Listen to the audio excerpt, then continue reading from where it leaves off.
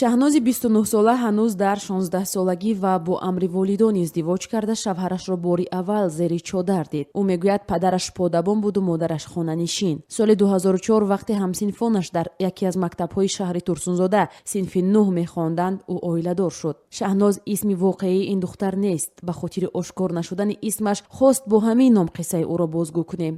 шаҳноз, як сокини шаҳри турсунзода, мегӯяд баъди хатми синфи 6 дигар ба мактаб нарафт. ҳамсари ӯ як хеши дурашон буд ва ӯ то издивоҷ домодро надида буд.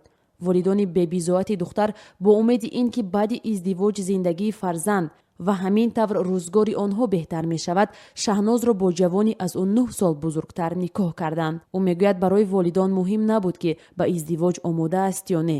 мехондам, кор мекардам, диплом мегирифтам ва созмана я шавҳар кардам, я бачаки ҷудо шудам. ҳоли ҳамсинфои ман мактаб мехондам ки ами якум ман шӯ кардагӣ будам ва ҳама талаби мактаб буд. пас аз 2 соли зиндагӣ шаҳноз аз шавҳар талоқ гирифт, бо як писар ба хонаи падар баргашт. замоне ки ҳамсолони ӯ акнун мактабро хатм мекарданд ва барои таҳсилу зиндагии ояндаашон нақша мекашиданд, шаҳноз аллакай як модари танҳо буд. сабаби аз ҳам ҷудо шудани ӯ ба гуфтаи ин ҷавонзан таънаи шавҳару хуштоманд ва хоҳаршро буд ки ҳамеша бо ӯ ҳамчун як хизматгор бархурд мекарданд.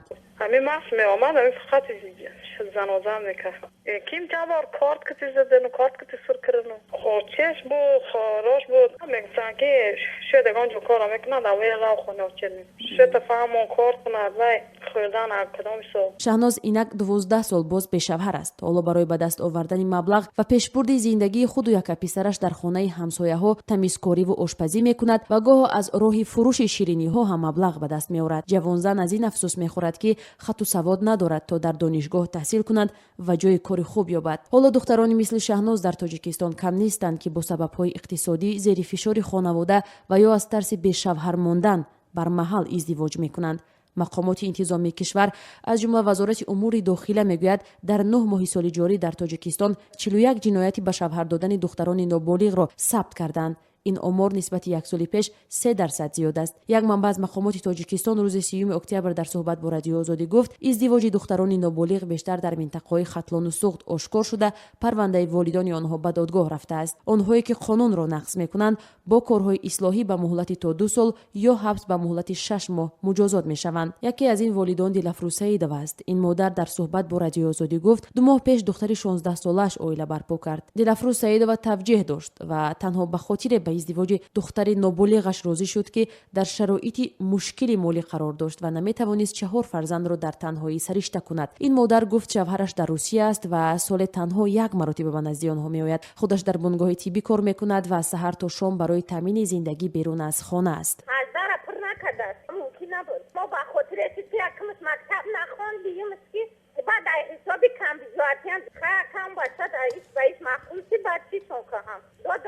дар тоҷикистон соли 2010 синни издивоҷ 1 сол боло бурда шуд ва духтарон аз 18 солагӣ ҳаққи барпо кардани оиларо ба даст оварданд. мақомот ҳам гуфтанд, ин тағйирот пеш аз ҳама бо ҳадафи ҳифзи ҳуқуқи духтарон роҳандозӣ мешавад ки тавонанд дар синни балоғат ва огоҳона оила барпо карда аз арӯсиҳои бармаҳал ҷилавгирӣ шавад. як далели дигараш ҳам ҷилавгирӣ аз хушунати хонаводагӣ ва мусоидат дар таҳсили духтарон буд. ҳоло дар ҳолати ятиму нимаятим будани духтарҳо, додгоҳҳо ба таври истисноӣ ба арӯсии духтарҳои 17 сола иҷозат медиҳанд. ҳомиёни ҳуқуқи зан мегӯянд, бо вуҷуди таҷдид шудани қонунгузорӣ, никоҳҳои барвақтӣ ҳамоно ба мушоҳида мерасад ва бархи ҳамин охирҳо келин кардани духтарони соли таваллудашон 2000-ро ба истилоҳ муд меноманд. бархе аз ҳомиёни ҳуқуқи зан мегӯянд, мушкили аслии издивоҷҳои бармаҳали духтарон танҳо ба шароити моливу камбизоатӣ рабт намегирад. муборак рустамзода ки аз тарафи созмони милали муттаҳид малолаи тоҷик ном гирифта, ҳоло ба тарғиби таҳсили духтарон дар тоҷикистон машғул аст. дар суҳбат бо радиои озодӣ гуфт,